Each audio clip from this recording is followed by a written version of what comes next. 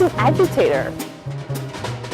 He sees and puts together what he sees with what he thinks can be. He's been a really huge influence on the way I see people make art collectively.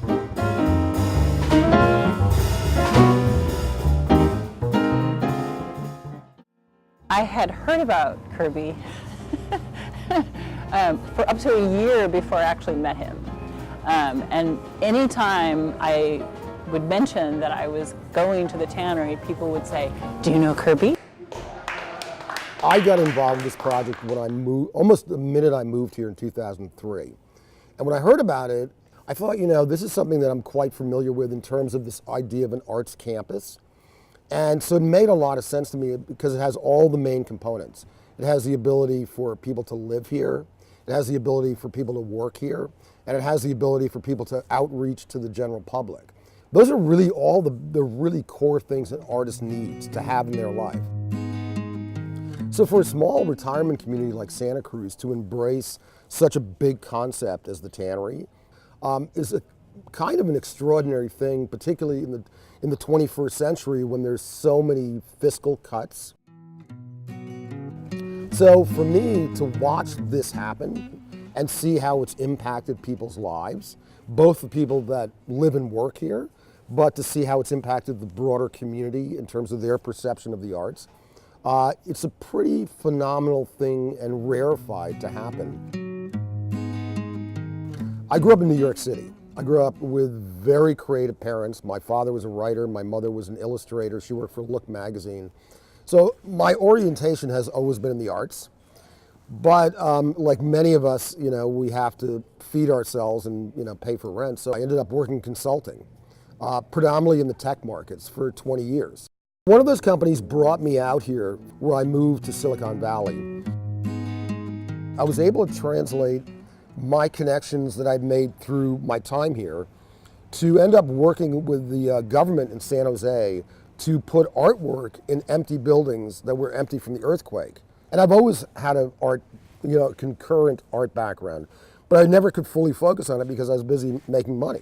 He's had the courage to strike out and do things that the average person wouldn't do.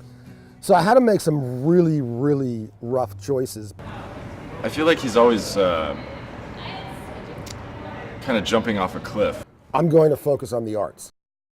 Of course Kirby's doing what he's doing. That's sort of how I see it. Because whether he awakened to it or not, he probably always knew that. And he trusted himself enough to say, I don't have to, I don't have to do this. I can actually release all these same things through art. But I remember waking up one day, and this is about a year after I'd made this decision. And I remember significantly this one moment going, Kirby, what are we doing today? Going, oh my God, I'm my own boss. And that sounds so simple, but like when you've worked for somebody else for so long, and now you realize you're working for yourself, it's kind of like walking through a door that you can never go back. And that was a revelation to me that changed everything. The tannery was controversial, politically controversial right from its inception. One of the things that's interesting, here we sit in an almost completed tannery. It's hugely popular. People really like this project.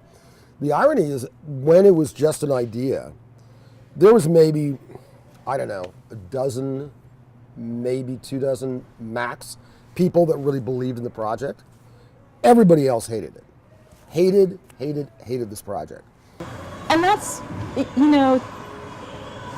I think people were very, very apprehensive to the idea that a place that was overrun by drugs, that was a dilapidated, falling apart campus of a place, that the ability to envision it becoming something much greater than that was narrow. This was the first major development project to be suggested to be up against the river. We're in a 100-year floodplain. So the worst case scenario on this property, we could get 11 feet of water. But the irony about that debate, why people didn't like it, is all of Santa Cruz is in the floodplain. Then the third one, which is much more effervescent, is why spend all these resources for artists? Kirby always had kind of provided an opportunity through humor and through just visionary attitude. I think he brought people to a place where they could really see what could happen here. Isn't it fair, don't you think, that there are quite a few people that their lives have pretty much dramatically changed as a result of living here? Yes. Or improved? No, seriously, Jasmine was at the homeless shelter. Right. She's now an award-winning slam poet, international. So her life has incredibly benefited from living here, as well as her children's. But there's a lot of people in that. Absolutely. I wanted to be a part of it because I understood if you have a city that is supporting the artists within that community and can recognize the value of what the artists give, and it's not just a monetary value, that it's a cultural value and a cultural touch point that reflects back to the community.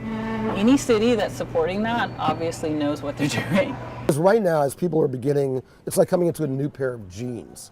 People are just finally kind of easing into what this is and defining it as they move into these spaces. And the idea that there was a loft space, there was a living space, there was a developmental space, and there's a performance space. It ties together the cultural story. You know, from children are growing up and they're seeing art, there's adults creating art, they're reflecting onto each other, different mediums are interacting with each other, there's performance going on. I mean, this is primal. All I can say is even around the country for this kind of thing, this is a really unique, I'm going to call it an experiment. You use what you have as an artist to communicate that to the public. And instead of talking to the public, he created. And he did that selectively on campus through making gigantic cows, like, you know, just making these sort of iconic, funny, engaging installations that woke people up. When you went in that driveway, there were pallets of fresh cowhide. You know, the fresh off the cow or the steer or whatever it was, untanned yet. And it's much more pleasant to see a big paper mache cow. Holy cow, exactly.